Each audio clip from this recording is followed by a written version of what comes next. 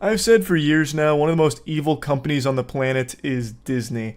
I imagine the board of directors is a who's who of supervillains. You probably got Mickey Mouse right next to Lucifer in that seat. It is always shocking to see just how low they'll stoop for the sake of a couple extra doubloons. They're like a real-world Umbrella Corp, but instead of manufacturing the T virus that turns people into zombies, they manufacture the D virus that turns people into Disney defenders, where they'll always fight their PR battles for them and constantly empty their piggy bank for anything Disney slaps its fucking logo on. It's sickening, even when they are completely in the wrong.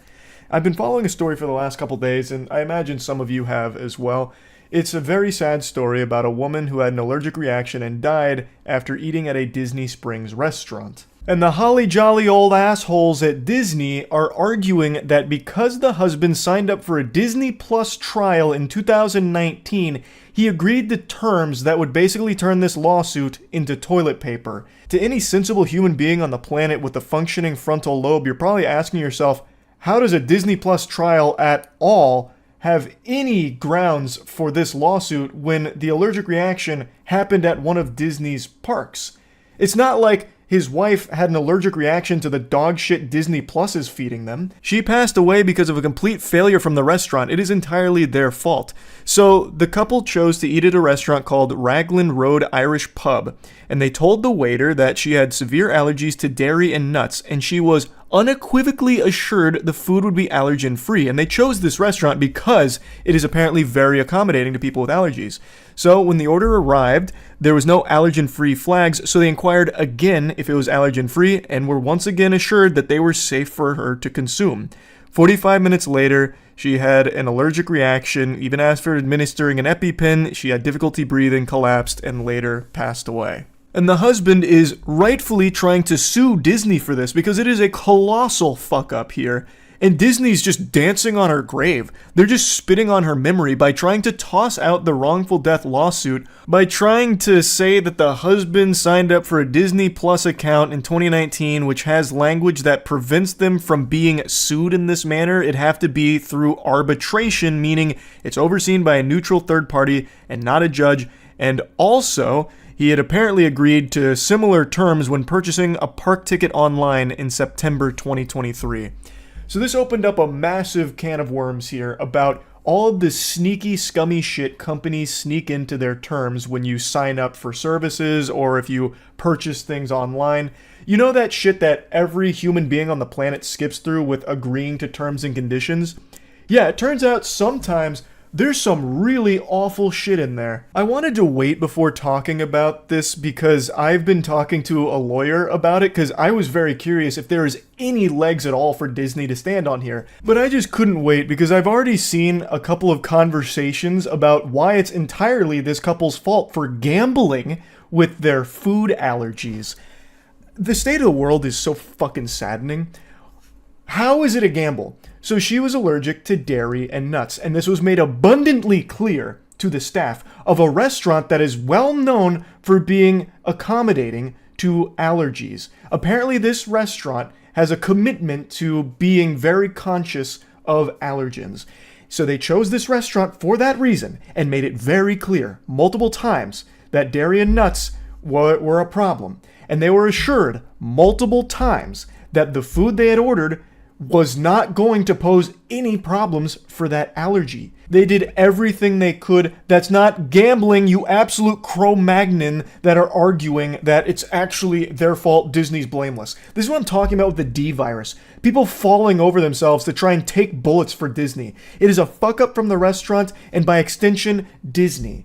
I know they have more money than God, but even still, this is such an outrageous claim to be making because signing up for a Disney Plus trial should have no effect on what happens at a Disney park. That's not related at all. It shouldn't extend to that. Just imagine if that was normal. Let's say you're on a Boeing flight and all the screws on the flight all of a sudden just spontaneously pop off like a water balloon exploding, and all of a sudden your plane just disassembles itself in the air and you die. Everyone dies on board because the Boeing flight malfunctions, as Boeing flights are known to do these days. Well, what if Boeing said, that's a real shame about that, but, we can't be held liable for this because every single one of them, when purchasing their tickets online, agreed that no matter what happens, It's going to have to go to arbitration, so sorry about that, but really condolences. I am super confident that wouldn't work. You can't just have this blanket statement of, whatever happens, not our fault, and you agreed to it. See, you said right here, doesn't matter, you're fucked. Like, that can't work. And from what I've heard from a couple of lawyers that have talked about it online, as well as a couple conversations I've had, this doesn't really protect Disney, but this has become so common in contracts as a way of trying to weasel big corporations out of liability. But it's still scary because it does give them some leverage to fight on. It gives them an angle, and with the amount of money they can pour into defending themselves, it's going to make it very hard for normal people to fight back, even when Disney is 100% responsible for the tragedy that occurred.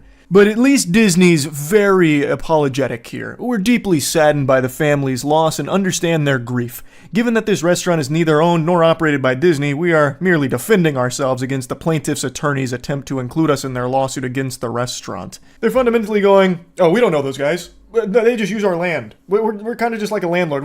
We are not associated with those scoundrels over there at all. No, not us. Nope. You're coming after the wrong guy, bub. Go after them. Not our fault. And if you do want to go after us, you can't really because your Disney Plus free trial from 2019. Did you forget about that? Eek, sorry. Now, the lawyer representing the family called it absurd and preposterous, saying that the case is based on the incredible argument that any person who signs up for an account, even free trials that are not extended beyond the trial period, will have forever waived the right to a jury trial, which is pure insanity. And they also argue that Mr. Piccolo, the husband, agreed to the terms of use for himself. But he's now acting on behalf of his late wife, who never agreed to the terms, which I think is a really strong point. I think the lawyer is right here. His wife never signed up for the Disney Plus trial, thus she shouldn't be subjected to the fucking shackle and chains that apparently every Disney Plus subscriber is now succumbed to. The lawyer then goes on to say, the notion that terms agreed to by a consumer when creating a Disney Plus free trial account would forever bar that consumer's right to a jury trial in any dispute with any Disney affiliate or subsidiary is so outrageously unreasonable and unfair as to shock the judicial conscience. It really is exceptionally evil, and from what I've read here, it's not exclusive to Disney. So apparently there was even a time where they were going to get close to protecting consumers from this kind of shit with like these arbitration clauses that get snuck into contracts that you sign up for unknowingly, because it is unreasonable to expect anyone to read all 65 pages of every terms and condition for every service you sign up for. There's no human being on the planet that has the chutzpah to sit through and read all of that. But apparently that ruling that was going to protect consumers got fucked in Congress. So it's just, corporations really do operate on a different level than everything and everyone else. So no matter how much they are pushed to stop this shady shit, they can always pay their way out of it so it never actually sees the light of day and they can continue to do the scummiest things. Another quote here is, most of the companies in the U.S. require mandatory arbitration and allows them to, by and large, cut off much relief. Companies love it, but individuals who are harmed by these corporations really don't have any access to any form that would give them relief, as that's a real problem. It just limits consumers' options. It protects companies by fucking consumers in the face. The Supreme Court's view is, if you don't like it, don't sign it. Which is a super easy position to have for all the troglodytes in Supreme Court, because they're so ancient and archaic that these geriatric fossils don't sign up for anything or any service because they don't even know what a goddamn computer is. They're still learning about that mystical, magical thing called the cyberspace and the internet. So they don't even know what the fuck this is. All they need to know is what the corporations tell them they need to know. But every normal person in the world all has different services that they have to sign up for. I'm not talking about just like entertainment services. Like, no one needs to have like a Netflix account or anything, or Epic Games account or something. But even just like, I remember 10 years ago when I was in my apartment, there was an online sign up I had to do that had pages upon pages upon pages of terms and conditions. And I didn't read through all of them. I feel like most people don't read through all of them. Banking online, all types of services that are literally required for most normal people all have tons and tons of terms and conditions, and they are probably sneaking in some truly heinous shit.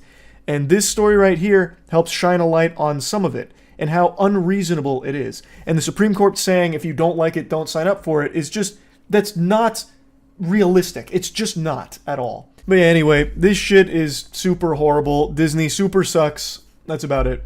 See ya. Disney adult. If that didn't just jump scare you and send a shiver down your spine, then you've either never heard of a Disney adult, never met one, or you're not human. Because you should be afraid. Very afraid. Now, of course, not all Disney adults are built the same. There's different levels of it. I'm talking about the most extreme level of completely obsessed to the point where it becomes their entire life and identity. Obviously, there's nothing wrong with being a fan of Disney products as an adult. I like a lot of Disney things. But there's a big difference between greaseball, goofball, goblin man Charles and a Disney adult that's willing to uproot their entire life just to be closer to the theme parks in order to go every single day. You may think that this is some kind of crazy exaggeration that doesn't happen, but it does. More often than you think. There are a large number of seemingly totally normal people that for some reason have been completely brainwashed and perpetually spend a large chunk of their paycheck consuming Disney products or just going to Disney properties way more often than any reasonable person should. It's so weird. And Disney knows this, which is why they've now recently announced that they're building their own community, their own neighborhood, basically, for Disney adults to go live together and be part of the Disney family forever. Even just the marketing material give me the heebie-jeebies saying that this is going to be the best chapter of your life, like forever. I don't know, that's eerie sounding. Visiting a Disney neighborhood sounds worse than visiting hell. At least the demons and devils in hell aren't pretending to be something they're not. Because Disney is an evil corporation. I don't care how you spin it, no matter how big of a fan you are of Disney properties. Disney as a corporation is one of the greediest, shadiest, and just downright deplorable companies there is in the world. For a company that's supposed to be all about magic and being the happiest place on earth, the only time Disney seems to be at its happiest is when they're magically face-fucking you with their insatiable gluttony to shake you down for all of your lunch money and keep you perpetually suckling on their teat, consuming only their milk. It is a scary company. I'm not here to really get into the weeds of all of the awful things Disney has done since its inception, but I do want to get into the weeds of the neighborhood here because I find this to just be like a dystopian idea where corporations like Disney are going to start building their own communities. In my opinion, it's just an alarming idea. But anyway, the first one from Disney here is being pitched as story living. And there's no information on pricing that I can find at the moment, but since it's Disney, you can bet your sweet bippy it's going to be overpriced. You'll be paying 7 figures for a 1-bed, 1-bath, 400 square foot crack shack without a driveway. Because in the Disney neighborhood, you use magic to get around or some shit. Like, you're gonna overpay for your property in the Disney neighborhood, I imagine. But one thing that really stands out to me is in the pitch here, they have this legendary service notice where it says, at Cotino Community, which is the first part of Story Living, cast members will strive to deliver the same friendly Disney service you've come to expect. This was super odd to me. What do you mean cast members? It's a neighborhood, right? I've lived in neighborhood communities my entire life, and I've never seen NPCs wandering around checking in on me, making sure I'm abiding by rules and regulations, asking me questions. This sounds more like spies. And the whole idea of this neighborhood is actually bigger than I thought it was. It's not just a residential community. This is basically a place that they're building for people to go to die. In addition to having housing from Disney, the community is seemingly isolated from the rest of the world, just locked into this one fucking dimension over here, like where Squidward went to be all alone, but this time it's only for the most obsessed Disney fans. So you would have property in the community, and the community itself also has stores and restaurants and like activities and events all held within that neighborhood, as well as like a beach that you have to pay for access to as well, even as a community member. So it really feels like this is where people would go and then not leave. That's the design of it, because why would they? Everything they need is there, and it's all Disney approved, and you love Disney, so why not just go spend your entire life here and make sure you empty out your piggy bank the entire way before you shed the mortal coil? They have like a proposed 55 and older only community as well. So to me, it really just seems like they're trying to build the one-stop shop for Disney adults to go to die. Like, spend the rest of their life, spend all of their money on Disney and Disney only, so that way it doesn't go elsewhere, so that way they can have it all. And it's just so weird. I think it's such a fucking weird idea. So I went over it a little more on stream last night. I'll show you a couple clips of that before hopping back in for a bit more analysis. Have you heard about the city Disney is building called Story Living? Talking about the Disney neighborhood? That's got to be the worst place on earth. This place would be absolutely miserable to live. Imagine being in a Disney-only community. Have their own police force. The HOA would go crazy. Smiles mandatory. If not, you get executed in the town square. I wonder if you're allowed to have Netflix there. Oh, no chance. That'd be a crime punishable by death in Disney Story Living or whatever. The housing's too expensive. No one's going to buy these. You don't know Disney adults. Disney adults will actually trample each other just for the chance of living in a Disney neighborhood. Touched the hearts and minds of people around the world for nearly 100 years. Okay, and stop sucking your own dick. Just show me the neighborhood. By our world-class Disney cast. As Imagineers, story is at the heart of everything. I still think it's so cute they call themselves Imagineers. Places to life, to immerse you in the. This exciting new venture will enhance, extend, and strengthen the Disney brand by allowing us to bring the magic of Disney to places you may never have expected. Surveillance. We enhance the Disney brand by spying on you. We own you. You live in our neighborhoods and you are literally our property. Community is something truly special. We're exploring nightmarish is the word I'd use. In the U.S. for our Story Living by Disney here in the community of Rancho Mirage. Just is this like WandaVision? Kind of. And I'm excited to announce worse. that our first Story Living by Disney community will be located in experienced home builders at each site who contribute their talents and expertise to each community. But yeah, that's the gist of it. It's not really like Celebration. This is legitimately a Disney neighborhood. And I imagine those houses are going to come pre-built with some kind of surveillance or data harvesting program. Charles, I noticed at approximately 8:45 p.m. this evening you weren't smiling. Is something the matter? Do we need to have you re-educated? Be happy or else. It's not even so much about be happy. It's more consume forever. Consume or else. Do we need to send the Imagine police to have a talk with you? Oh, the police won't be imaginary. Those aren't Imagineers in uniform, I'll tell you what. Disney's absolutely going to have like a paramilitary force. They are going to lock this shit down. You can get in, but not out. No, you can get out too the second you can't afford to live there anymore. Or if you make the mistake of trying to download a competing streaming service. Contraband at the Disney neighborhoods is going to be like smuggling in a DVD of like Boss Baby or something. An animation that's not Disney.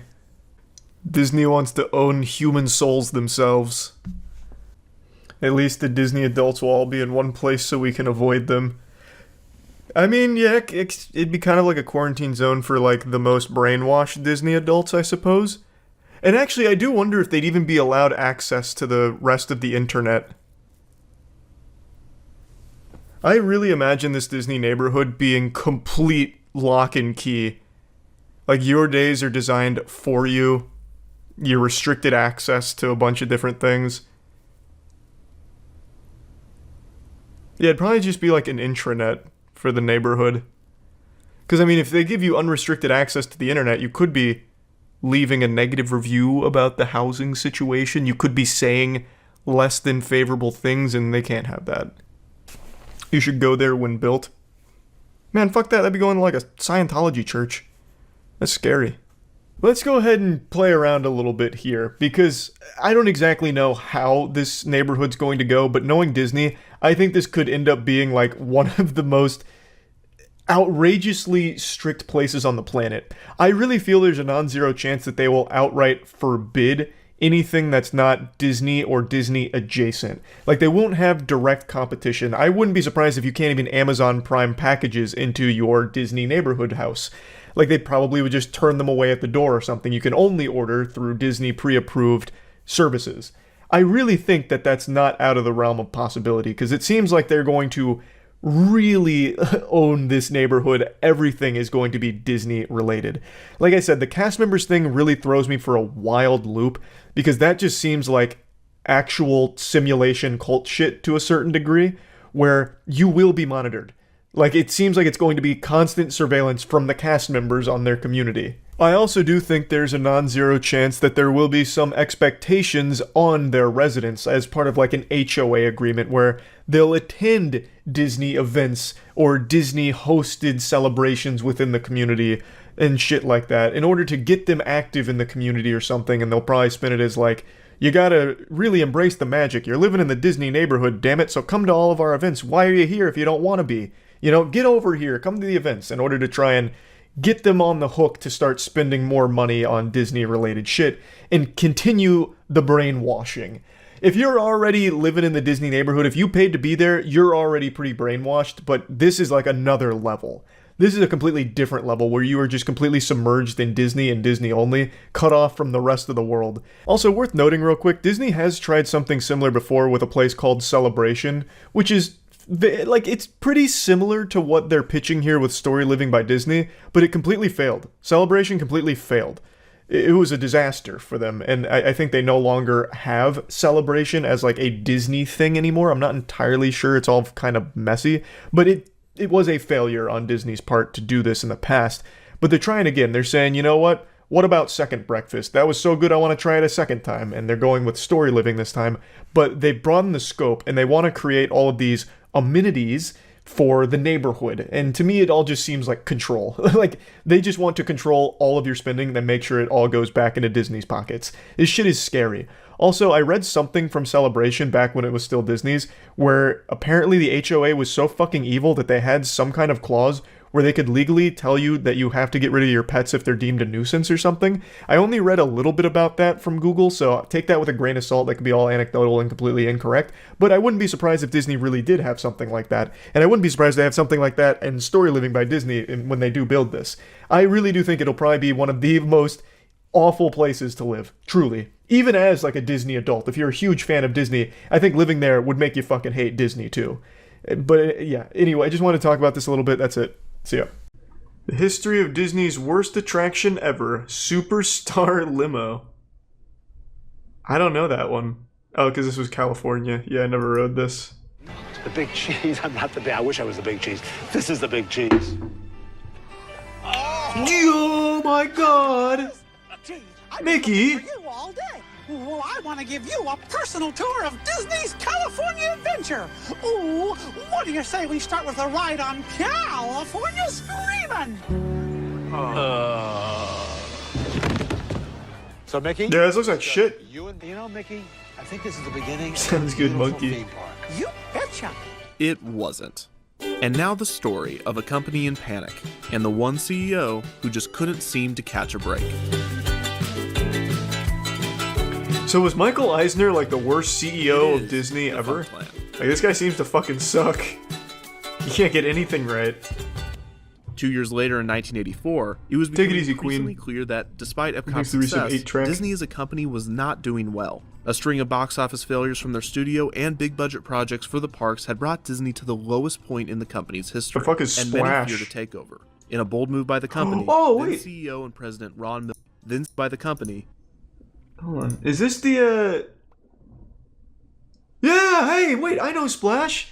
When I was a kid, there's a scene in Splash where the mermaid has her titties out, and you can see side boob. I used to pause that scene occasionally. It wasn't my go-to movie, but I used to watch that occasionally to look at titties when I was a young man.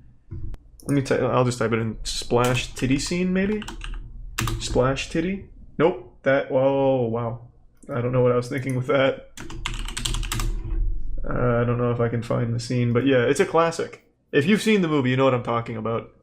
Apart from the Disneyland Hotel, the Rather Corporation also owned the RMS Queen Mary, a retired ocean liner that was permanently docked in Long Beach, California. After Disney acquired the Rather Corporation, Eisner became interested in transforming the Queen Mary and surrounding land into a new resort called Port Disney. Port Disney was to feature very hotels, ambitious. a cruise ship dock, and an all-new ocean-themed amusement park called Disney Sea. Eisner pitted the cities of Anaheim and Long Beach against one another, trying to decide whether to build Disney Sea as Holy the shit. Disneyland resort or build it in Long Beach within Portland. Imagine if he The actually announcement was made in that. January 1990, and Anaheim and Long What Beach both the worked with fuck? Disney That looks in order to bring a new nuts. theme park to their city. However, the citizens of both cities were not. This man was straight building citing the Atlantis. issues of the residential neighborhood. Eisner had a simple technique that he often used when he decided on new projects. What will lose technique us is the known most as money jealousy. quickest? Whenever Eisner saw another Classic company Eisner. doing something successfully, he decided that Disney would do the same thing. Moreover, he would take the idea and do basically the same thing in basically the same place. For instance, after seeing the success of the amusement park zoo hybrid Busch Gardens Tampa in the early 90s, he greenlit Disney's Animal Kingdom.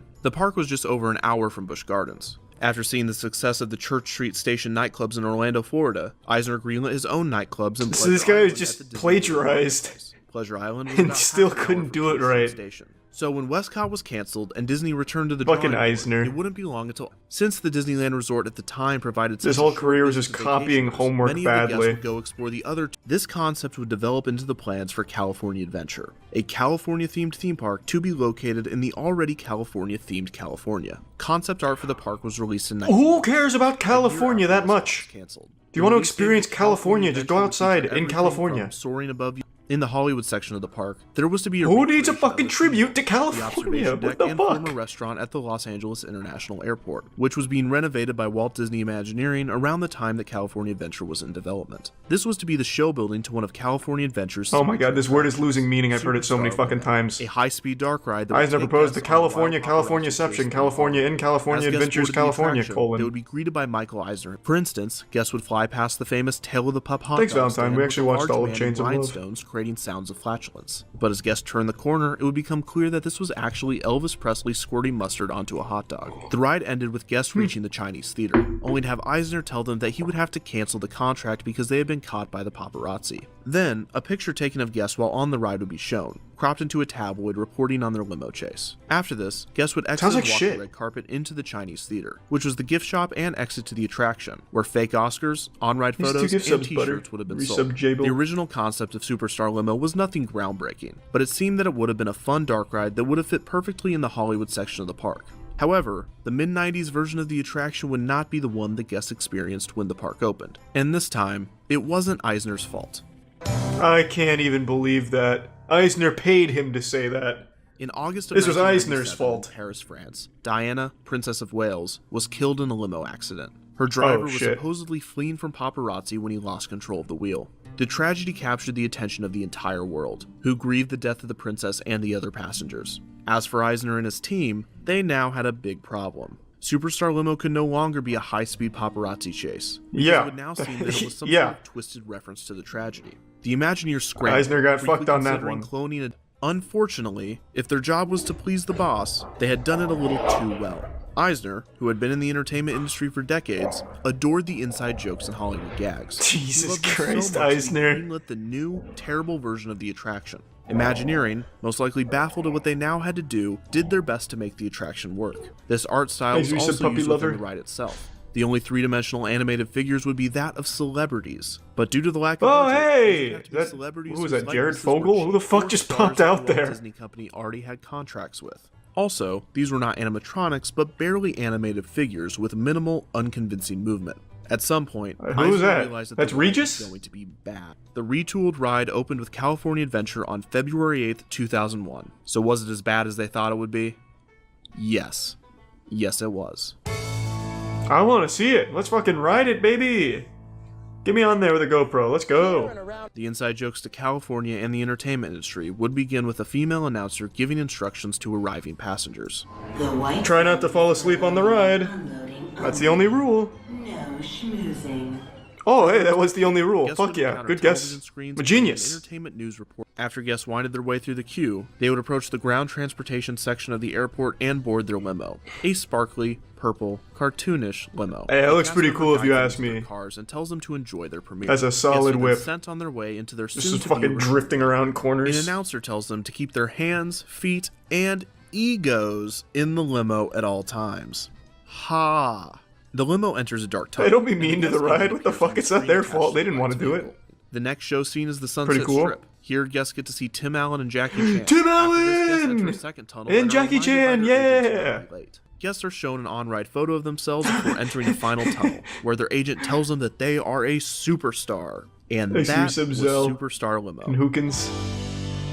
I don't know why he called it the worst attraction ever. That shit looked fucking awesome. Here we go. Now this is not a scary fast ride, right? No, this is just like a... You don't get it. You can't just experience it with a video. You have to be in there and feel the hydraulics and the adrenaline of like being in the car as it slowly drives through. It's not the same with just a video. This is a real easy ride to go on. Yeah? Okay. JCC in sync. Woo! Let's fucking get it. Hold your breath now. Whoa! Look at how much fun Drew's having.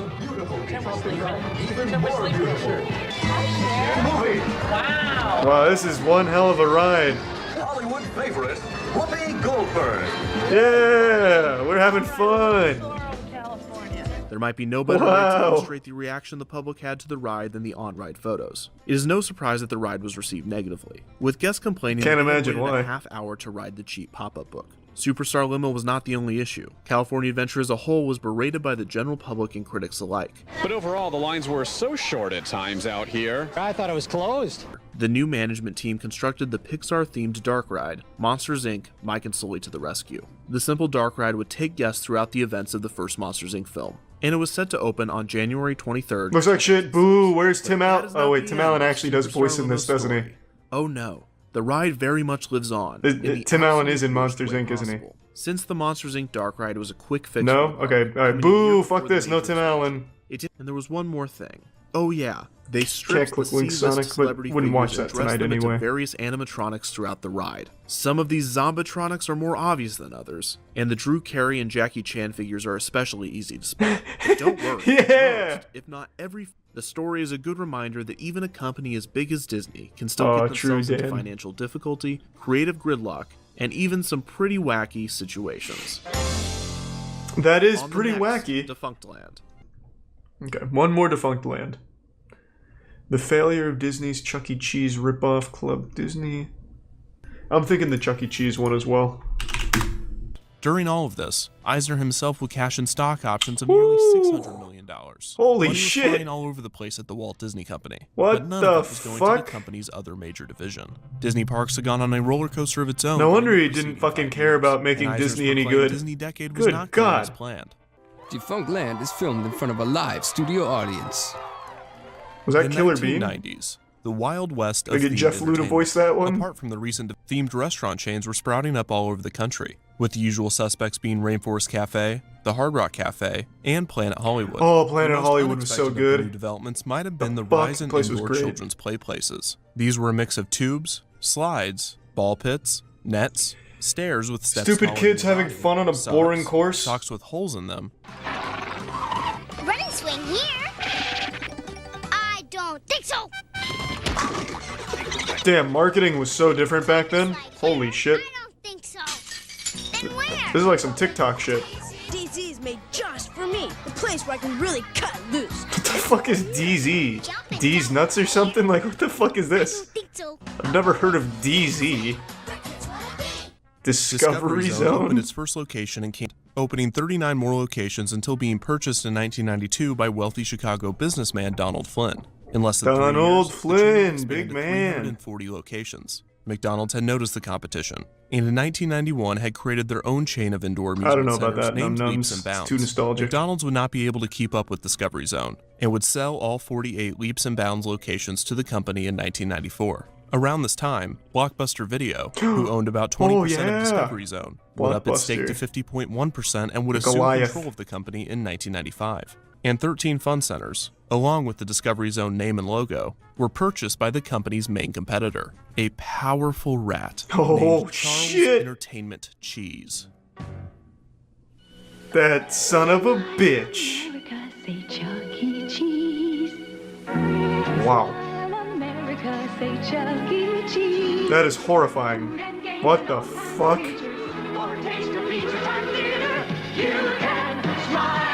I cannot believe this place was successful. This is like actual horror movie shit. Like that rat is fucking methed out. Remaining Nice resub locations would be Fiat. quickly bought by rival chain Showbiz Pizza Place, which was started by a Chuck E. Cheese franchisee in 1980. Showbiz Pizza did not rebrand any of the Chuck E. Cheese restaurants, and the two chains would eventually be merged in 1990, with Showbiz Pizza Time Incorporated choosing to go all in on the Chuck E. Cheese brand, abandoning Showbiz Pizza's animatronic band, the Rocket Fire Explosion, in the process. Throughout all of the Damn, financial Showbiz issues and is going in on the technology there. there. Were still over Those 250 animatronics operating look smooth. locations in 1992. It was around this time that the Walt Disney Company took note of the success of these companies. While they might have been late to the game, they expected to fit right in. After all, Discovery Zone had been described as an indoor Disney World, and Chuck E. Cheese's used Disney as a major inspiration during its development. If Disney utilized the same concept, implementing their attention to detail and intellectual properties, they could dominate the new market. And dominate they did. One day, Michael Eisner himself walked in looking to purchase some items for Disney. The fact that the CEO of one of the world's largest corporations was concerned with something as small as furniture was a true testament to Eisner's micromanagement. Levitt and Eisner apparently hit it off, and he was quickly named Director of Corporate Projects and Executive Assistant to Eisner. During his first tenure with Disney, he would also become an executive in charge of just because he fucking gave him an over-the-pants hand job at a furniture store? Locations, What? including the Disney Village Marketplace and its Pleasure Island nightclub district. Levitt came up with the idea for an ESPN-themed restaurant to be placed on Pleasure Island. In 1993, how do you even convince the board of directors to accept that? A company that I was shopping for furniture, and you got to meet this guy, Art Levitt. I mean, he's such a nice guy. He gave me like a fucking fist bump and shit. Yeah, I'm gonna put him in charge of our whole company. Entertainment, an area for children under 3 called the Pooh and You Corner, a storybook time, and a variety of arcade games. Cool name. At some locations, there was a Little Mermaid themed. All right, I'm just gonna go play in the Pooh and You. Quote, some locations had a magician performing tricks as Merlin, and the cake for the parties was catered by the Cheesecake Factory. A child That's actually only entered nuts. Club Disney with an adult, and both were given a Cheesecake special Factory wristband with a bangs. barcode. I mean, that's So like no child could leave with if you a don't know different what you adult want to than eat, one you go to they the came Cheesecake with. Factory This and you was get a to whole ease the fucking minds of dictionary parents, full of to pages allow and the kids pages to of roam shit to free eat. within the complex. So and to many ensure different that no food items, parents all treated Club 20,000 Disney as a calories. daycare center. The head of attendance calculating at the Walt Disney Company estimated that over 10,000 visitors would show up on opening day. And surprise, he was a little off. When Club Disney opened its doors on February 21st, 1997, only 1,000 visitors showed. Oh, that shit. No one had learned anything from Euro Disneyland's opening. One sheriff was quoted saying, "We were expecting a lot more people. Maybe because Disney advertised that tens of thousands were going to be here, it That's scared rough. people away." While reviews were positive, Club Disney was not without its critics. One of the higher-end malls that Club Disney had moved into accused Disney of ignoring the complex's theming standards by implementing their cheesy design. Also, parents complained about the price of admission, especially the necessity for a separate adult ticket, as they were not participating in the club's activities and were required to be there. True. Club Disney It's pretty also scummy. proved that Disney was best off not teaching anything ever. The company was cutting costs across the board, and Club Disney became another casualty of the financial issues. The chain was closed on November 1st, 1999, having never expanded past its original 5 locations. Jesus Christ. This was around the same That's time rough. that Discovery Zone ceased its operations, leading many to believe that Exit indoor 5 gift play subs, centers were Axis. just a fad of the Appreciate 90s. it. Thank you for the As Chuck E. generosity. Cheese's would prove, there is some longevity to the concept, so long as you innovate or evolve. As for Disney Regional Entertainment, Chuck E. Cheese Club hasn't Disney fucking would be the evolved. What are you smallest talking of the about? 3 projects. Another Place is regional still chain fucking Levitt weird. would create was ESPN complexes were Zone. part bar, What a cool part place to restaurant, be. Part arcade, part gift shop, and part broadcast studio. It was such a hit among sports fans Exit that there 5 were gift subs apparently points sucks, where and the guests 5 would have gift to be subs dragged man out didn't for start. staying an The excessive amount back-to-back of gift time. subs. The ESPN Zone would also put on the Ultimate Couch Potato Competition, a sitting competition that challenged participants to watch TV without falling asleep or getting up, only allowing a bathroom break every 8 hours. One year, the winner watched TV for 3 straight days. What the fuck? Wait, what? ESPN No Zone way would someone be didn't Baltimore die on from July deep vein 11th, thrombosis. 1998. No way. The brand would grow to a total of 9 locations. I just woke up. That's why my hair makes me look like a crazy person. Or more like Radagast the Brown, kind of. But even though I may look like a lunatic, I assure you I am of sound mind and body. Which is more than I can say for the guy we're about to take a look at today. The Disneyland Streaker. It happened a few days ago, so I'm a little tardy to the party with the video here, but I did talk about it on stream as it was unfolding. But now that all the smoke is settled and his dick is back in his pants, most likely in a prison cell, I figured let's talk about it as well as all the information that's come out, as well as the other videos that have been surfacing from it. For those that don't know, a few days ago, there was a 26-year-old man who got completely nude and streaked around Disneyland, specifically the It's a Small World attraction.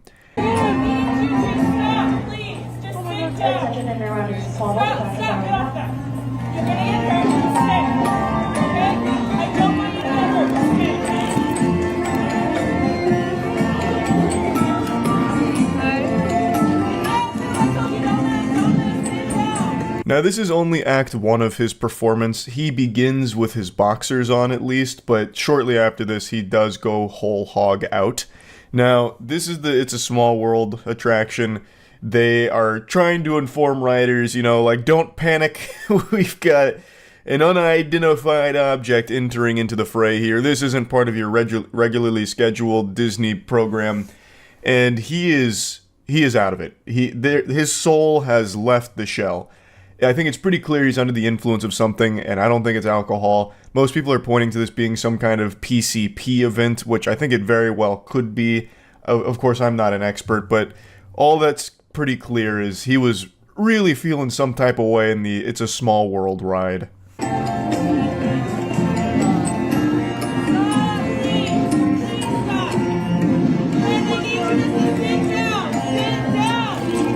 Oh my god. Oh god, he's gonna break all the stuff. I don't think so.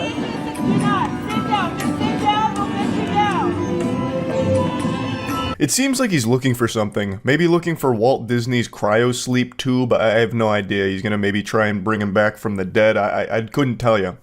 But he's on an adventure here. He's kind of rampaging through It's a Small World. He's pushing around the animatronics, so people are saying like, oh, he's gonna break everything, which, to his credit, he didn't. I half expected to watch this video and see him, like, ripping the fucking heads off of the things and going crazy with it, like, just start banging on it, like, beating the devil out of it. But he's just kind of wandering around on his own little journey through the cosmos in his mind. And then he starts crawling like Tommy Pickles. They should stop the music.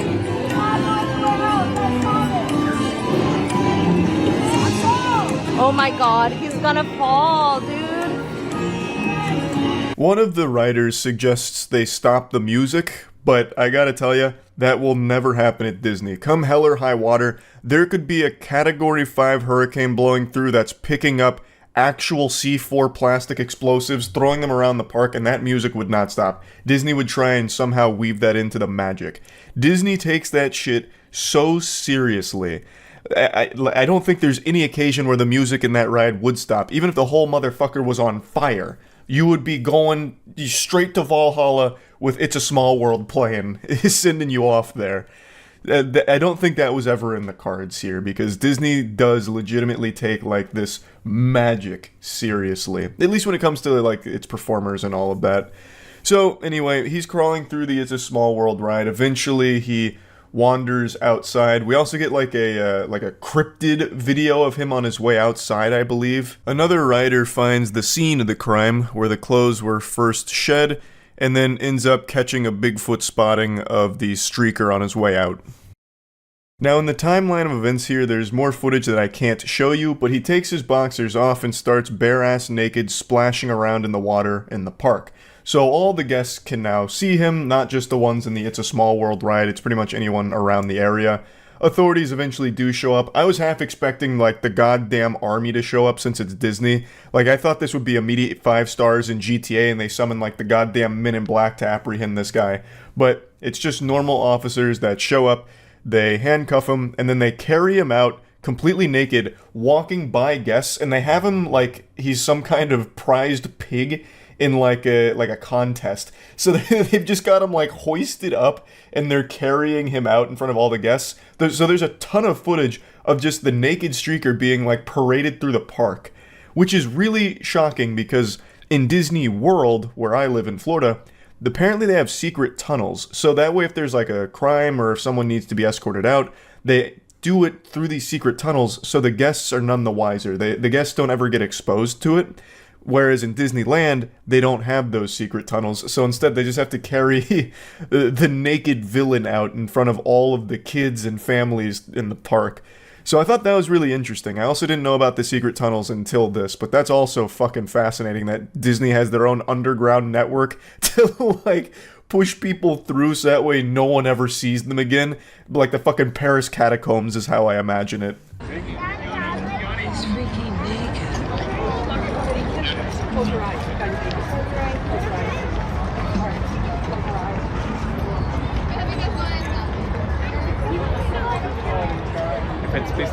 Sorry. This is definitely not the fairy tale experience guests were expecting when they visited the park that day. I'm actually shocked that it went on as long as it did, to go from inside the ride in the boxers to then outside the ride completely naked.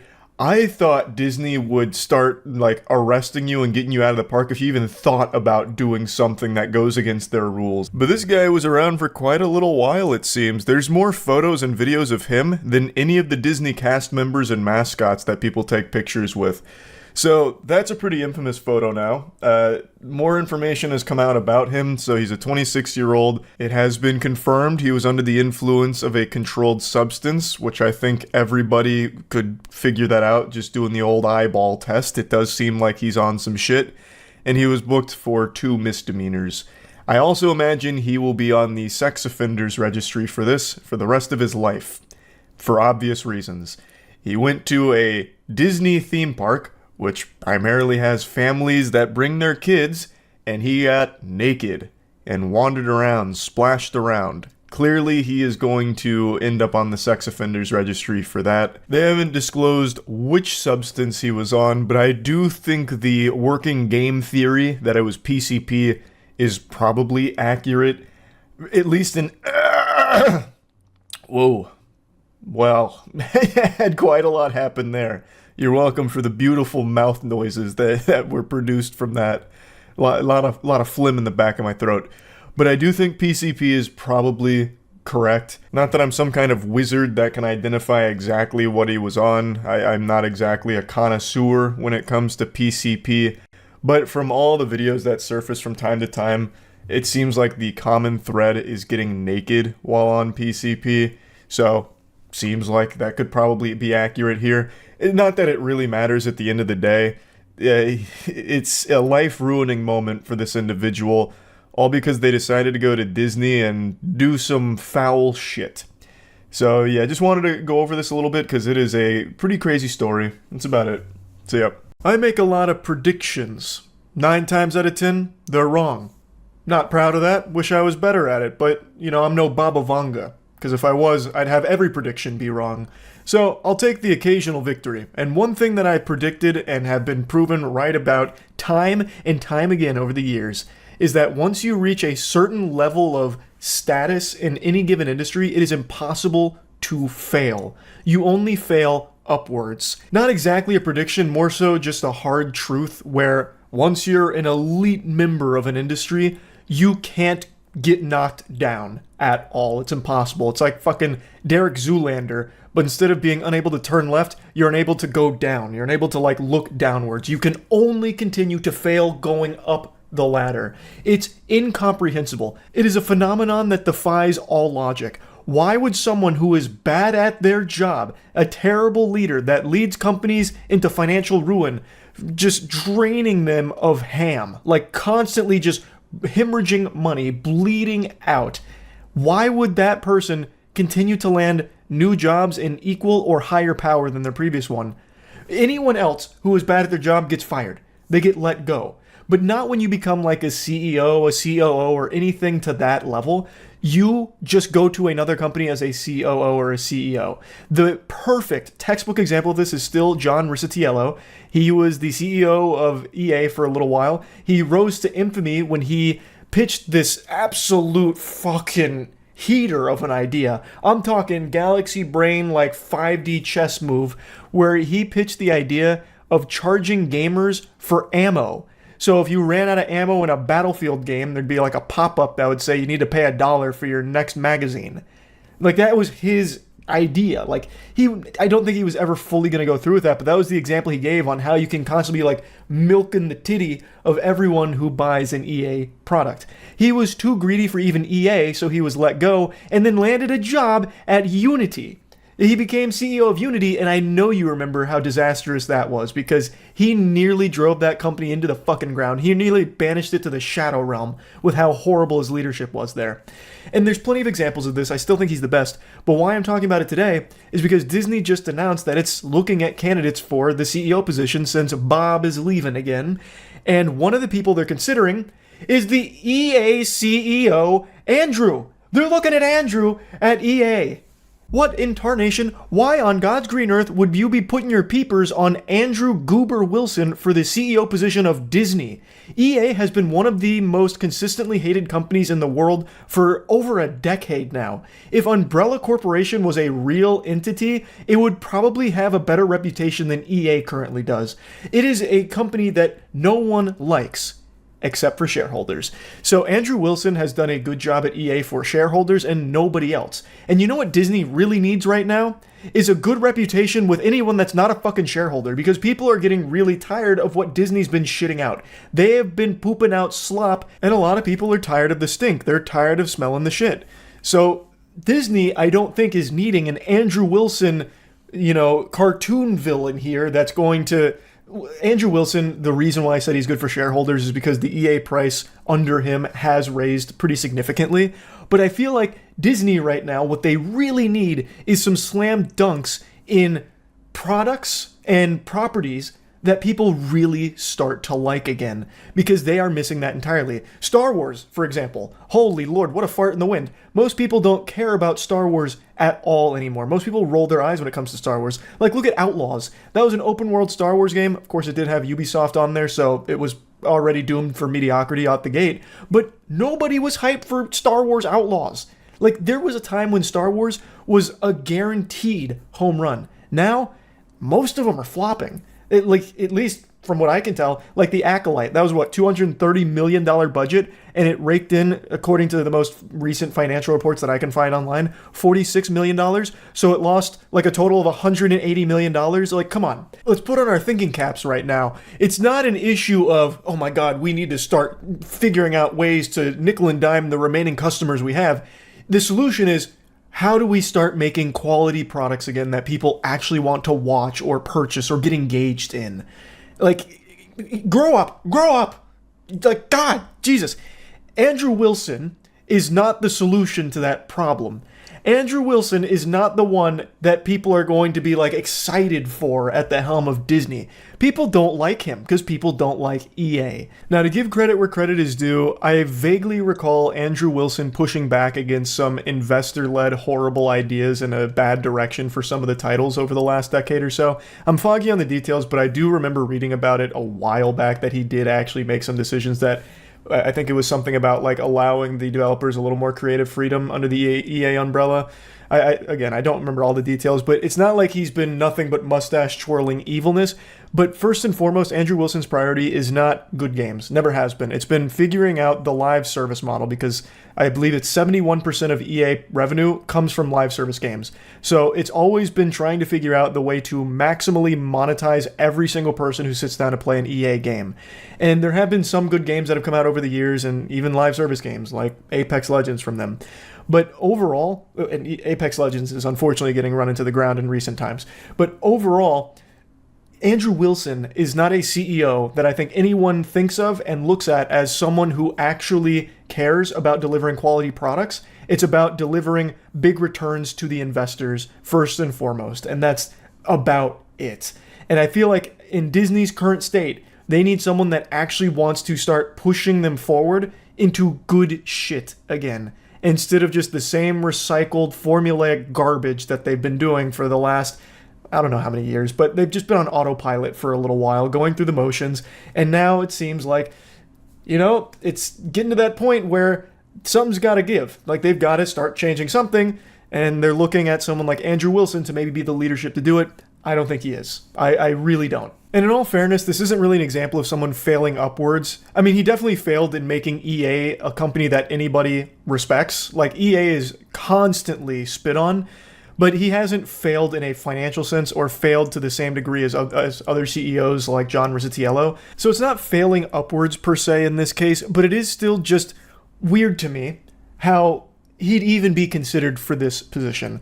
Like, I don't understand why the pool of candidates is so small that you're always seeing the same names over and over again, even if they have a resume of stinkers. Another great example, and sticking on the Disney topic, is they have greenlit a new Star Wars trilogy, and they've already chosen who's going to be the writer and producer. It's someone named Simon Kinberg.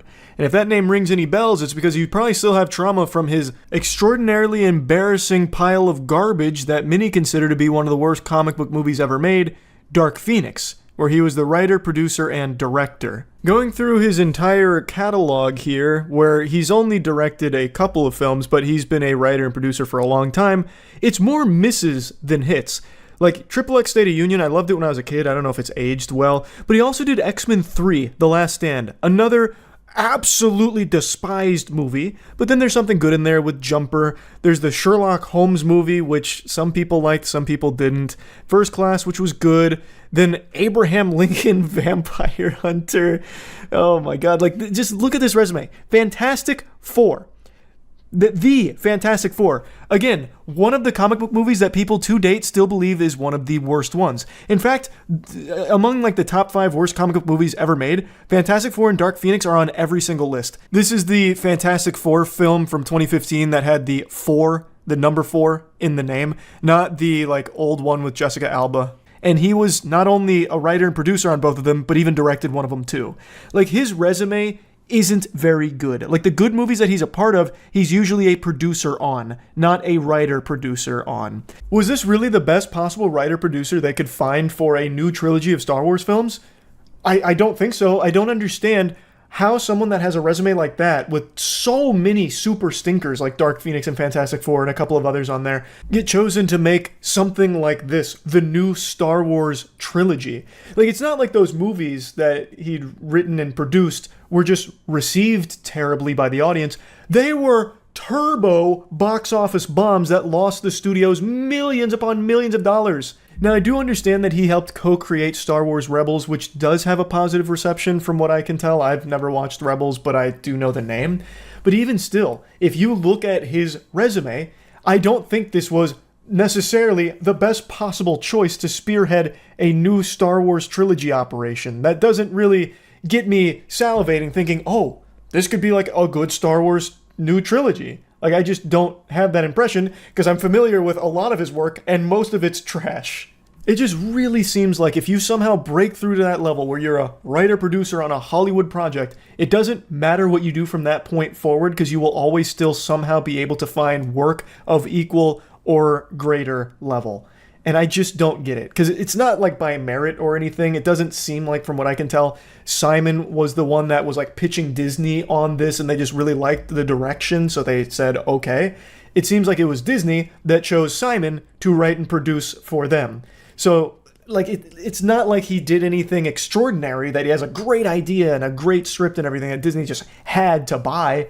It just, I don't get it. I really don't understand how failing upwards is even a thing. And yeah, I just had to rant about this a little bit because I'm so tired of seeing like the same names that have been in the industries for so long and have done so many things wrong continue to get huge positions at companies going forward, because then there's nothing to be like excited about. Like, for the future of Disney, if they choose Andrew Wilson, it's not like I think there's going to be some kind of drastic change. I feel like it's just going to be business as usual, but emphasis on the business, where Andrew Wilson's going to be prioritizing like cutting jobs, reducing staff, and trying to maximize monetization on like Disney Plus and all of that. Not exactly an emphasis on let's start making some really quality stuff. I could be wrong. I guess we'll find out if they go with Andrew Wilson, what direction he takes it. But it's someone whose work I am familiar with, and that is what he is known for. He is the shareholders' hero, but the gamer's pariah, because nobody likes EA. It has a terrible reputation.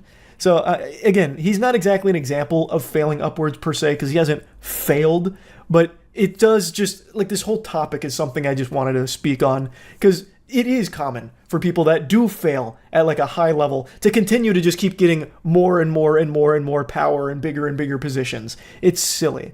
So, yeah, that's really about it. See ya. A little over a year ago, Disney overdosed on skooma, and their delusion really went off the rails when they finally launched their Star Wars Hotel experience. This was a prime receptacle for spitballs and tomatoes.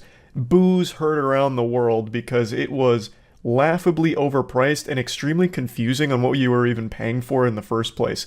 It was initially announced like way back in 2017, and it was supposed to carry a price tag of $6,000 for a 2-night stay, but it could go as low as $4,000 as well. It's called the Star Wars Galactic Star Cruiser, and it's supposed to be a fully immersive Star Wars experience for superfans to spend 2 nights in this like underground bunker hotel facility that's supposed to be like a murder mystery, song and dance with all kinds of Star Wars characters, as well as a hotel, as well as fine dining. It basically just takes a ton of different things, threw it at a dartboard and said, okay, it's going in the Star Wars Galactic Star Cruiser, we're going to charge a fucking outrageous price. At $4,000 or $6,000 for 2 nights, I would expect to have a room on a legitimate fucking spaceship. With that amount of money, those rooms better be coming with that titty alien that Mark Hamill milks in the movie. Like, that is a crazy price tag. $1,200 per person per night? My god. You'd need to be like fucking Scrooge McDuck to be able to afford that, or the biggest Star Wars fan in the world who's willing to just dump everything into a 2-night experience. But what's crazy is, it looks miserable to stay in. Here's the rooms. Here's one of the 100 cabin rooms. It's basically like a little prison. Like, your children get these small pods in the wall. The bed looks rather small. Like, this is not what you would expect for this amount of money. You go to the goddamn Star Wars gulag. It's so startling. There's no windows. Like, keep in mind, there's no windows in these rooms. All you get is these little screens supposed to look like you're out in space, but it looks really dated. It doesn't seem like they put a whole lot of effort into that, but I haven't been, so maybe it's cooler in person. But there's no windows, so you're basically going in there into like a goddamn stasis chamber there, 2 days away from the world. And when you're not forsaken to your solitary confinement room on the Star Wars Galactic Looney Bin, you get interactive theater out the wazoo, which to me sounds like one of the circles of hell somewhere, where you can't escape theater and people in character for Star Wars 24/7. That just seems way too much. So the pictures I'm getting are from a video from DFB Guides, who went over the entire Star Wars hotel experience, and overall it's just an expensive, confusing, jumbled mess from everything I've seen. And this opened only a little over a year ago, and it's already closing. This was a complete disaster for Disney, I imagine. Of course, I'm not their fucking accountant. I can't flip through their books here and double check. But I just can't imagine at that price point, as well as how awful their marketing had been for it, that it was financially successful for them. They're writing it off as like a business decision that they've decided to close it so shortly after launch, but that doesn't make any sense. That just sounds like a bad business decision if it was doing well. It's 100 cabins, clearly a very expensive endeavor, and they're already giving up after a year. When this shit launched, it had terrible publicity. Like, they made these marketing pitches that gave people no insight into what they were paying for. So people already started kind of wiping their ass with the whole idea of even staying there or considering it. It turned everyone off immediately, and it's never recovered. Now, it's worth mentioning, among the people that have paid a visit to this facility, the majority of them are saying that they enjoyed it and that it was worth the cost. I don't know if that's genuine or if it's some level of brainwashing where they paid so much money that they convinced themselves that they had to enjoy it, thus they did. But people did seem to like it when they paid all that money for it, and that makes sense because if you're a super fan of Star Wars, there's nothing you're going to dislike about it. You're just perpetually inundated with constant stimulation of Star Wars shit, so I imagine most fans probably would have loved it. I still don't know how you could really like the rooms, though. Even in all the videos I've seen and all the people that visit the rooms, they are super small for how much you're paying. You are not getting, like, a luxury cabin. It's very much like a summer camp, like band camp fucking cabin here. I'm still a bit baffled by the decision to have the guests stay in these tight, windowless quarters. Like, that sounds miserable. Why that? Like, what's the next Star Wars hotel gonna be? Pay $10,000 and we'll freeze you in carbonite like Han Solo? Like, this is not a comfortable stay, which I think is just ridiculous for how much you're paying to be there. And where you sleep in a hotel, I would argue, is the most important thing about a hotel. Though I guess in this case it's supposed to be more than that. It's supposed to be like a Star Wars experience where you fucking transcend the human race for a brief moment and take a journey into fantasy. But then when you come out from reality, you leave this underground nuclear fallout shelter of the Star Wars Galactic Star Cruiser, you realize you're $6,000 down and about to miss a house payment or something. I still can't get over just how expensive this fucking place is, or was. The final voyage is coming up in September, so it's on its way out, but still. One other thing I want to mention is when these announcement videos were first coming out, these pictures were first surfacing of the experience, one thing that I heavily criticized was the food. It hypes itself up as being like fine dining, pinky out establishment kind of thing. And the food they were showcasing looked like slop, actual prison slop that they would serve on a tray at like a maximum security ward. It didn't look like high quality food for that price. It'd have names like the Yakbi Shrimp Blue Milk Glorb Stuffer, and what you would see on the plate is like 2 tiddlywinks of pork and a small piece of bread or something.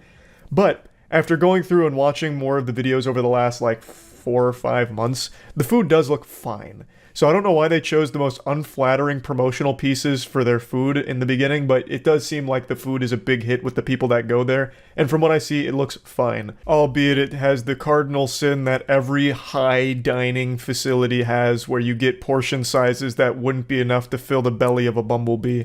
So that's always, in my opinion, a bit of a scam to charge so much and receive so little, but that's just the trend in very expensive restaurants, unfortunately. I always think portion sizes are important, so if you're paying a lot of money, you should be able to fill your full belly. You should walk out of there feeling full, satisfied, and your gluttony, satiated.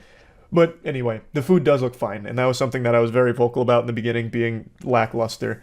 Some of you may remember I toyed around with the idea of getting the gang together and spending the 2 nights at that hotel, but we really sidelined that idea, fucking flushed that down the toilet, because that is way too expensive. So I don't think we're ever going to do that. That's not worth the amount of money for the sake of like basically a joke or just to experience something awful. Like, none of us are huge Star Wars fans. Like, I like Star Wars, I couldn't stand the new trilogy, but overall I love the Star Wars universe, especially everything with the Old Republic. This has nothing to do with that, so this wouldn't even be in my favorite era of Star Wars, and none of my friends are big Star Wars fanatics either, so it's not like we'd get anything out of this other than like not having fun and trying to make a joke out of it, which is not worth fucking $6,000. So I don't think that's happening. I want to go ahead and clear that up. We're not going even before it closes. It's not worth it. Now, at the funeral for the Star Wars hotel, Disney's trying to put on a strong face, saying that this premium boutique experience gave us the opportunity to try new things on a smaller scale of 100 rooms, and as we prepare for its final voyage, we'll take what we've learned to create future experiences that can reach more of our guests and fans. I'm not on the Disney Superstar Board of Directors or anything, but I'll offer you some free consultation here. Lower the price. No one is paying $1,200 per person per night. That's a crazy ask. You could have saved yourself a huge headache if you just made this more accessible financially for most people. I think that's the way that you reach new guests and more fans, right? Like, it seems like a pretty simple solution to the mathematical equation here. So I think it was just way too expensive. I have no doubt there's a lot of people that probably would have loved to go there and couldn't afford to. So they completely missed out on that entire market. Now, like I said, they are trying to treat it like a learning experience, and I have no doubt they fucking learned a lot from this. They invested a ton into the project, a lot of time and a lot of money, and they're kind of eating shit on it, it seems. So, yeah, that's really about it. See ya. I was going to wait a little while to talk about this because I have a sneaking suspicion this won't be the last desperate marketing attempt we'll see from this film, but I just can't resist the urge anymore. It's like trying to hold in a sneeze, just trying to fight my desire to make fun of what I just saw a couple days ago. To set the stage, Pixar has released a new film, and it's become the second worst opening in all of Pixar history. It's looking to be a bit of a flop here. And there's a very good chance that you haven't even heard of the new Pixar film. It's called Elemental. It really flew under the radar, The marketing budget had to be like 5 popsicle sticks and like word of mouth. I don't really know what they were thinking here or expecting, because most people didn't even know this was on the horizon here. There was about as much hype for Elemental as there is going to the DMV. Most people didn't even know it was coming, and the ones that did just didn't really care to go see it, so it's not performing super well. And it appears that the higher-ups at Disney are starting to panic. So they're dusting off the oldest tricks in the marketing book here to try and convince people that the film is popular and worth going to a theater to see. Because a lot of people would probably choose to go to a fucking dentist's office as opposed to going to a theater to see Elemental right now. So they're trying everything.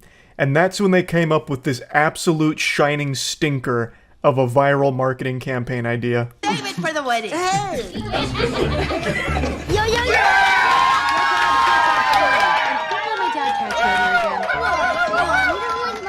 Before finishing the clip, I just have to call this out immediately. This is a legitimate post from the official Pixar Elemental Twitter post saying, #Claude's got the whole theater rooting for him. Check him out in Elemental. And this is like supposed to be one of those POV things in a theater where sometimes you'll see a viral video during a big moment in a movie where someone gets their phone out to film the audience reaction. Like, you know, here's how the audience responded to Tony Stark coming back from the dead, and the crowd's going crazy like, whoa, yeah, Tony's back, wee! And it's supposed to like capture that moment. That's what they tried here with this film. This is supposed to be like authentic, like look at how hyped the crowd got to see Claude from Elemental. Which makes no fucking sense, because this film is brand new. It doesn't tie into anything. No one would know who the fuck Claude is going into this film. And yet, for some reason, we're supposed to believe that the entire audience just blew up. Like, this sounds like they just watched their home team win the Super Bowl. All just because they got to bear witness to Claude popping out of some pot? It just doesn't make any sense, but I love how they try to pass it off like, man, look at how everyone loves Claude. They can't get enough of Claude. Look at him go crazy. And then it's just like stock cheering sound effects you can find on like any royalty-free database for stock sounds ever. It's beautiful. Like, this reminds me of that Morbius clip where someone made a fake Morbius voiceover from the theater where they were filming the screen and then he says, "It's Morbin time." And the crowd goes like, yeah, yeah! And since barely anyone had seen that film since it was such a box office disaster, a lot of people actually believed that that line was in the movie. Even to this day, they still think that that clip that went viral is real, and he actually says, "It's Morbin time." I mean, sorry to ruin Christmas for you, that's actually not there. That was just made as a joke, where it's supposed to be like, look at how great Morbius is, more billion fans all over the place, the biggest franchise of all time, and that was just supposed to be like a joke, like cheering thing for that line. That's not real. But Disney's taking that energy and trying to use it as an actual marketing arm for this film because it's floundering so hard in the box office. So let me just play the rest of it real quick before we go back to talking about it. Anyway, June Bloom is coming, and you just got to be my date. Cause check it out. I'm all grown up. And I smell good. What in tarnation? That's such an abrupt chaos ending there. That reminds me of like a scene out of a disaster movie, like a Roland Emmerich film in like 2012 when an entire city blows up and everyone's screaming all at once before they all die. That is just like almost haunting. But anyway, yeah. The crowd's apparently going fucking nuts for Claude here. And I love that they even have like the stock baby giggle sound effect, like they pulled out all of the stops. This couldn't have taken more than 15 seconds to make, and it actually might have just been made by one of the higher-ups' child during like study hall at middle school. They're actually using it. They're legitimately trying to pass this off as a real thing and marketing for the film. I fucking love the caption, "The theater when Claude finally shows up in Elemental." Nobody knows who Claude is. Why would they be sitting there waiting on bated breath, counting down the seconds for the moment that Claude finally graces them with his presence? This is a complete new property, a new character they've never seen before. Why would they blow a gasket in excitement for it? This isn't like a moment in a beloved franchise or like a cameo fan service moment, you know, like Across the Spider-Verse where people will point at the screen and be like, "Oh, holy shit! That's Spider-Man Turbo X5 from that 2008 obscure fanfic Tumblr moment. They listen to us!" Ah!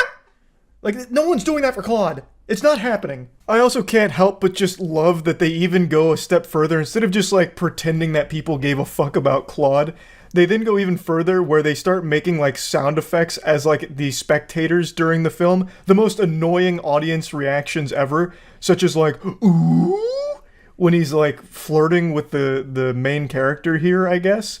Like, nobody does that. Like, that's so rare. What the fuck? Just a complete brazen disregard for the audience intelligence to try and convince people that this is real is... It's admirable.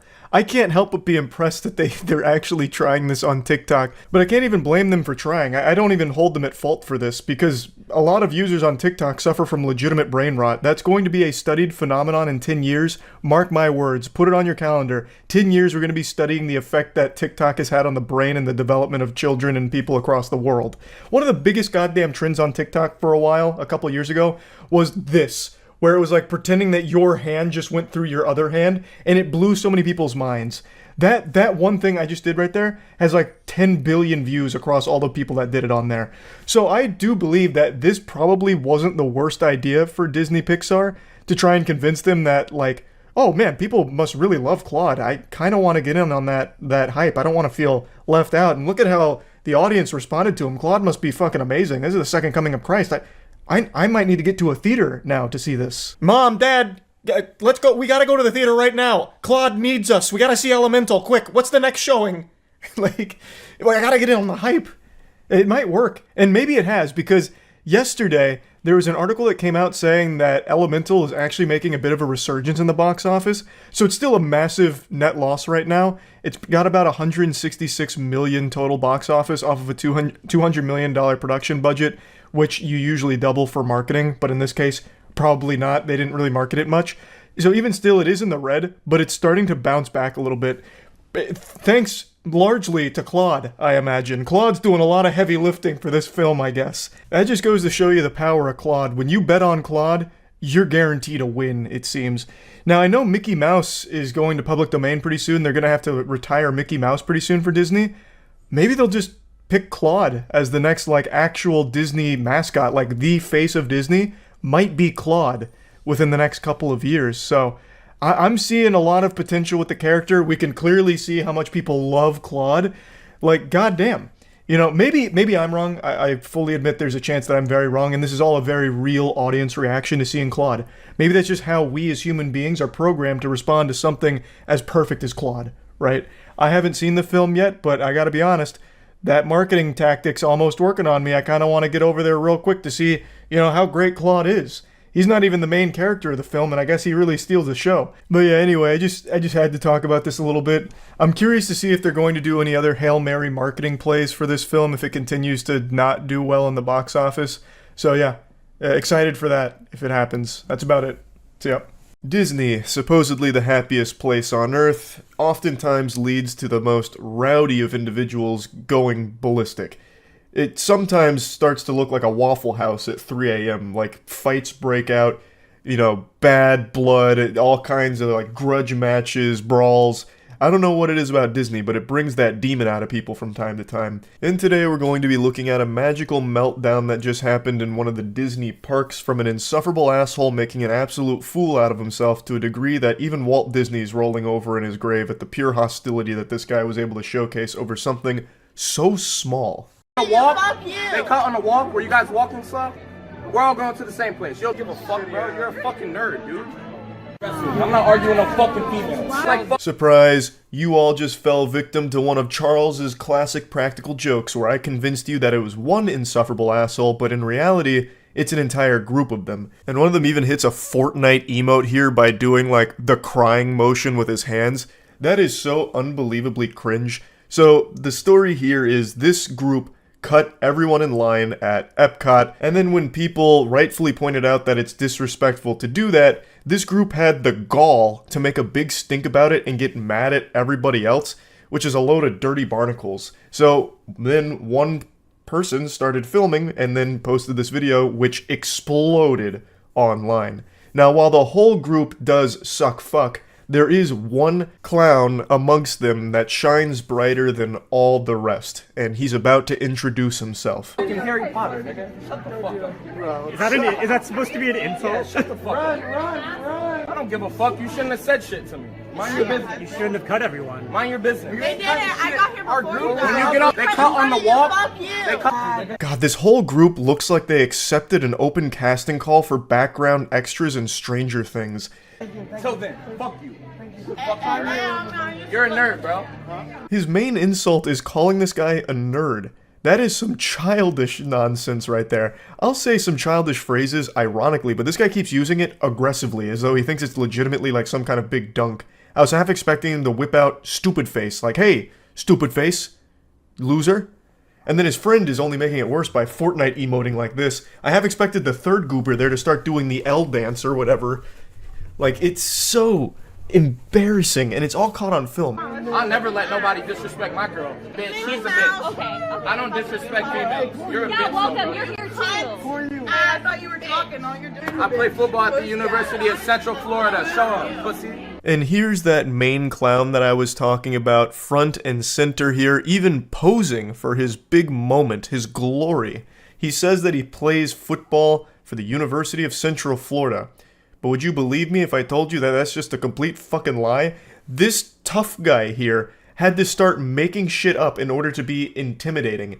Then this video blew up to such a big degree that the actual UCF University had to come forward and denounce him, saying, "We don't know who this maniac is. He does not play for the UCF football team and never has." And it turns out he doesn't even go to UCF. He actually pulled out a fan fiction here to puff out his chest. It's baffling.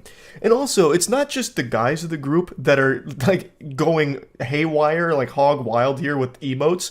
The girlfriends are doing just as much. One of them is doing this gesture, which I don't even know what this is. What is this, like the Shrek ears or something? Like, all of them are just busting out idle animations like they're malfunctioning Sims characters. It's so bizarre. And they are the ones in the wrong. They cut in front of everybody, and then everyone said, hey, that was disrespectful, and they get so mad about it. You're a fucking thank you. Good for you. Good for you. Oh my gosh, what are you gonna say? Guys, I'm not mad.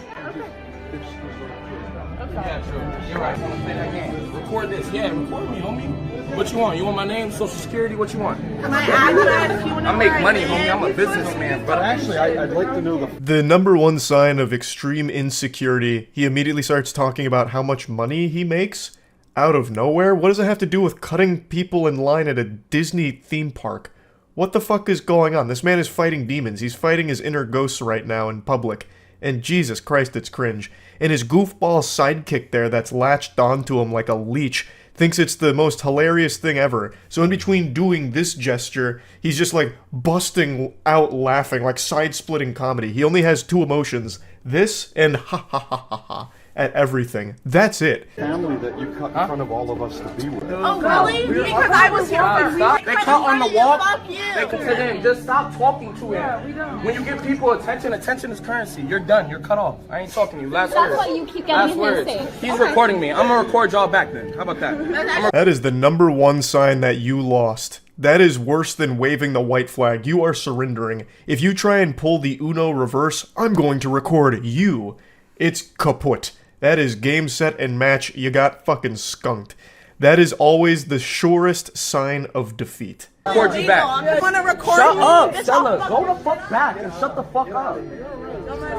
Come on. He's going Insano style now. Friendly fire. Just pushes the girl back, which is part of their crew, and then he tells her to shut the fuck up.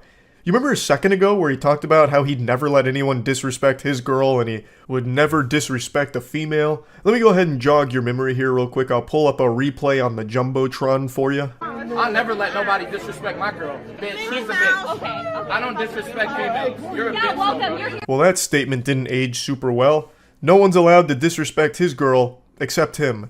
No one pushes his girlfriend around except for him. He's the only one allowed to put hands on her. And that's exactly what he does. You absolute fucking degenerate. Now, he doesn't actually play football for UCF, but if he did, he'd know that that's a fucking penalty right there, unnecessary roughness. That shit is so uncalled for. Yelling and screaming and then trying to flex about how much money you make or whatever and pretending that you play football in your fucking fantasy Narnia land in your brain, all of that is vile behavior. But what's truly diabolical is him getting physical with women, shoving this girl away. And this is someone that went there with them. Come on, babe. We'll make it a 2 for 2. Let's do it. Oh my God! What does he look like? Can I just pull up my phone real quick? Yeah.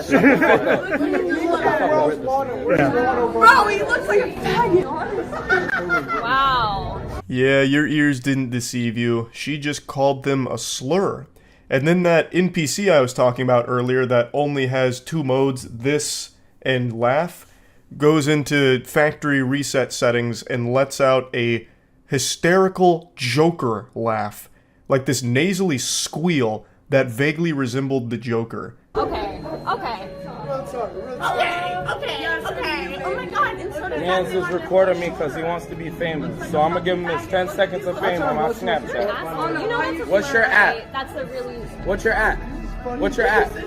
Another timeless classic from this narcissistic, insufferable asshole saying that, oh, this guy's recording me because he wants some attention, he wants to be famous, and the only way he can do that is to suckle a little bit of fame out of my ditty. What's your at? They'll add you. What's your at? I got clout, so what's your at? I don't know what that means. I'm cute. What's your at? What's your Snapchat? What's a Snapchat? Oh, okay. You're fucking weird. What are you recording me for?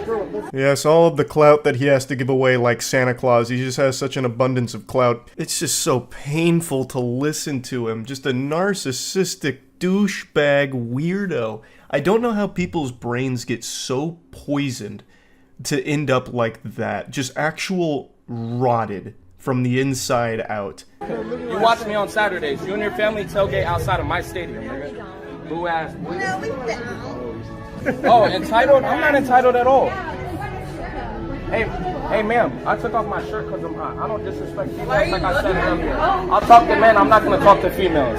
Again, he doesn't play football for the UCF or anything at all. He is just so wrapped up in his own delusion that I think he's starting to believe it himself. He's entering into a different dimension of delusional. And everyone already saw him shove the girl that he was with, so I don't know why he keeps trying to say that he doesn't disrespect females.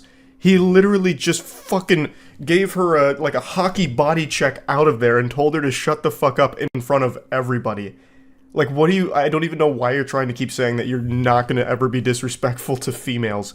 And then he finishes by saying he won't talk to females either. So this guy is completely out of his mind. Bro, don't say shit to them, bro. They're fucking lame. Look like Harry Potter. Hey, what is this? What is this? You guys. So what happened was me and her... They were up front of everybody. They're trying to say we're skipping because we walked up to our girlfriends. I make money. I don't argue with people. I make money. All you have done is argue at people and just randomly keep talking about how you make money? How? By arguing? With who?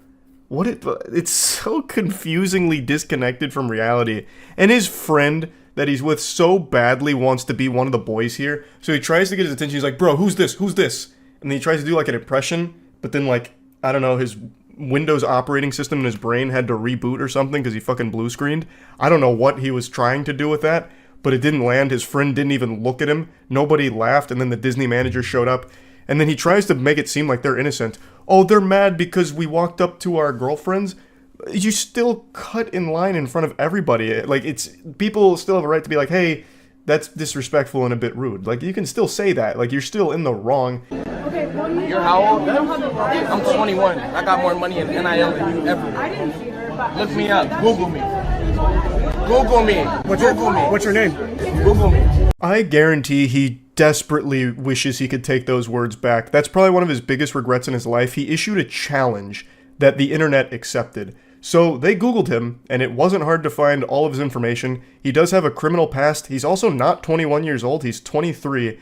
He also did do like a stream addressing this on Instagram, where he said that the girl was 17 years old. Stella, which I think is the one he shoved, is 17 years old. And then he called her his girlfriend there to the Disney manager. So he's a 23-year-old dating a 17-year-old. All of this information has come out now because of all of this. And he literally asked for it. It's fucking crazy. He's a bully. Like, come on, bro. I'm at Epcot.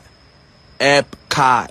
And the girl who, okay, now let me press on that situation. The girl is Stella, a friend of mine. She's fucking 17 years old. When he called... I can't find the full stream, but according to this Instagram account, he apparently said that this all started when they called him the N-word, which, you know, it's hard to say if that's true or false considering we don't have any evidence of it because he said it happened before the video came on. But I feel like if that was the case, it would have been addressed at some point within the 3-minute meltdown. They would have said, like, you're racist or something to him. Like, why would you say the N-word, this and that? But never once was that mentioned by anybody in that group. So I do find it kind of hard to believe that that was the catalyst here. I tend to lean more towards, like, the official story here, that these assholes cut in line, people pointed out that it was rude, and then they got mad at them for pointing it out, and it led to this whole hoopla, this massive song and dance. That's what I think is the true story here. But anyway, I wanted to share this because what an embarrassing fucking meltdown. That's about it. So yeah.